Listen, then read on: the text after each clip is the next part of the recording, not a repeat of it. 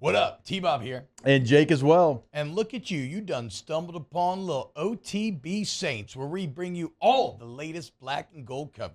Who are the Saints going to draft? Who's going to be their quarterback? What does the salary cap look like? All that information and more.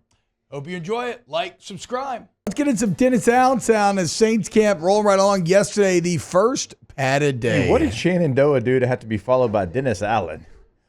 What did they do to you? I don't know. I love Shenandoah. Oh, sorry. Go ahead. That's where we're gonna play tennis all the time.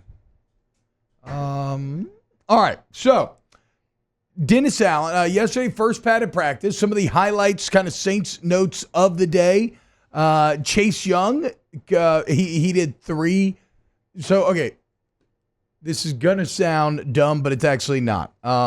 He did 3 snaps during team drills, fully padded, full team drills, and they went really well. He looked great. So they're obviously still ramping him up, but he is healthy enough to extend beyond just individual into team drills. In full pads. Here was Dennis Allen on his impression of Chase Young yesterday. I think he got 3 plays, and the first one kind of bull rushed back in there and, got a little bit too close to the quarterback for me, but that was, that catches your eye when a guy's able to walk the offensive tackle back into the quarterback. I think that's something that he can do, and so I liked what I saw in those 3 plays. I think all 3 of them by design were pass rush plays.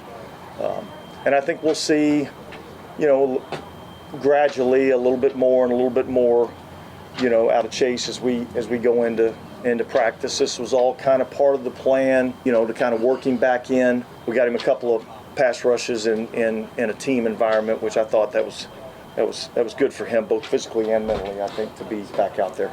Yeah, speaking of team environment, apparently he was going up against Landon Young. Like he said, he basically parched him in the quarterback's lap. But you know what it set up? A Peyton Turner sack. Who? Hell yeah, because that's how it works, right?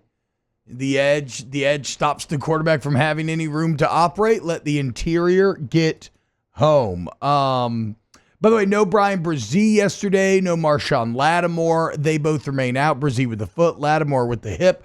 Here's what Dennis Allen had to say on the star cornerback's injury. Who's sorry? Oh, Marshon Lattimore. Sorry. Okay, yeah. My bad.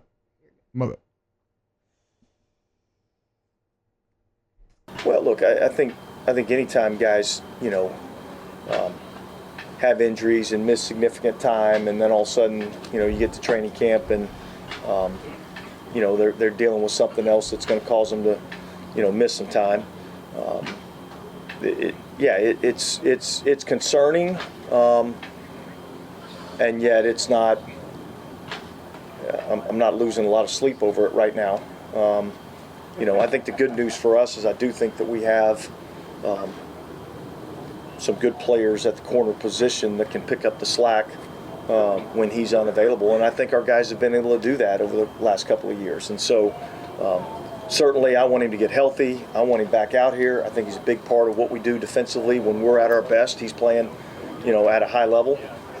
And so, hopefully he'll be able to get his rehab done and get back out here sooner rather than later. So I had not heard that sound before that. That's much more concerning than I thought it was going to be. I thought it was going to be a little more like, I'm not worried about it. It's like you said, I'm not losing sleep. But no, that sounds like Marshon Lattimore is dealing with something that may be a bit more extended than I was originally hoping for. It didn't feel like he was ready to give an answer on it. He was trying to stall a little bit. Like, I'm not losing sleep over it, but then his answer following that, I'm like, I don't feel great about that. Yeah, his Why answer are you was not losing sleep over that? His answer was basically just saying like, yeah, look, we've got used to it the last couple of years not having him, and here's to hoping that he can get back out there. I know you drafted Kool-Aid, but yeah, nice to I have mean, look, and he's not wrong. You have operated and you've done well without him the last couple of years, but this was such a big year. If the Saints are going to try to overachieve, I think Marshon Lattimore has to be a piece of that. So that's not great. Nick Saldiveri leaving practice early yesterday as well. But Jake, don't look now. We have an early candidate for UDFA darling. And it comes in the form of a 5'9", 179 Yale receiver, Marshon Tipton. Making plays every day now, okay? And only continued into yesterday. Here's Dennis Allen's DA5. Here's Dennis Allen talking about the young UDFA. I think we'll have to see. I think he's got the skill set. He's a smaller player, but he's got some real good quickness and he's a savvy route runner. He's got some football awareness, and so I think he understands kind of how to play the position. He's got really explosive speed down the field. So I think as we go throughout training camp, we'll have to see, what are all those things that he can do. I think he's proven that he can run deep, and now we'll have to see how does he execute in some of the underneath stuff, and can we get the ball in his hands quickly? Can he get some run after catch? Those types of things.